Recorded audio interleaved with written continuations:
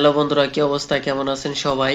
তো যাই হোক, রিসেন্টলি বেশ কিছু সিনেমার আপডেট এন্ড অ্যানাউন্সমেন্ট চলে এসেছে, इसलिए आप सभी को स्वागत है রাইডার নিউজে। তো চলুন দেখা যাক বিনা কোই টাইম ওয়েস্ট করতে কি কি আছে এই ভিডিওর মধ্যে।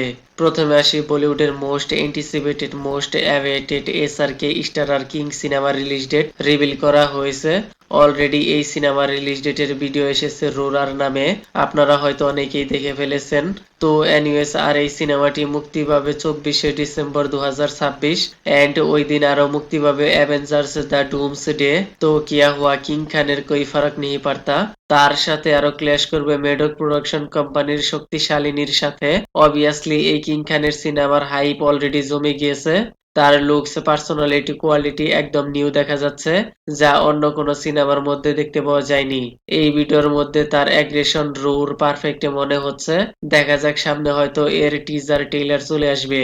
এন্ড তার সাথে আরো মুক্তি পেয়েছে ভাইজান ইয়ানি Salman Khan starrer upcoming next movie battle of গ্যালওয়ানের মাতৃভূমি সং চলে এসেছে। সিনেমার সং তো মোটামুটি ঠিকঠাকই মনে হচ্ছে, বাট এর ভিজুয়াল অ্যাক্টিং কেমন জানি কনভিকশন মনে হচ্ছে না।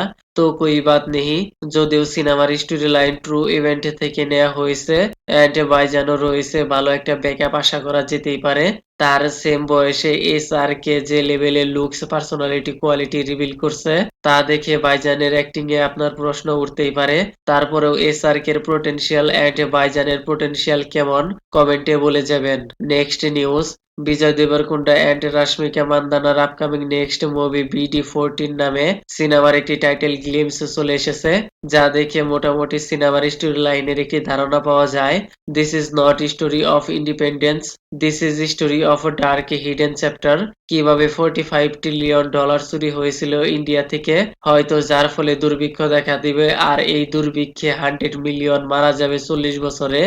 এন্ড এই সব কিছুর পিছনে মাস্টারমাইন্ড কে, আর তাকে কিভাবে বধ করবে বিজয় ইয়ানি রানাওয়াল্লি, এই সব কিছুই হয়তো এই সিনেমার স্টোরি লাইনে দেখতে পাওয়া যাবে। সিনেমার স্টোরি লাইন কনসেপ্ট মোটামুটি ঠিকঠাকই মনে হচ্ছে, আর সিনেমাটি প্যান ইন্ডিয়া রিলিজ করা হবে। ইভেন রিলিজ ডেটও রিভিল করা হয়েছে 11 সেপ্টেম্বর। লাস্ট নিউজ, ফাইনালি বলিউডের most crowded actor upcoming next movie welcome to the jungle. এই সিনেমার একটি পোস্টের মাধ্যমে এর রিলিজ ডেট রিভিল করা হয়েছে 26শে জুন 2026। বছরে পোস্ট পনের পর ফাইনালি এই সিনেমার রিলিজ ডেটের সামনে চলে এসেছে এন্ড সামনে হয়তো এর টিজার ট্রেলার দেখতে পাওয়া যাবে। তো ওয়েটিং। তো যাই হোক, আজকের মতো এ পর্যন্তই and kindly subscribe my channel. Okay then, ভিডিওটি কেমন লেগেছে আপনার, ধন্যবাদ, দেখা হবে পরের ভিডিওতে।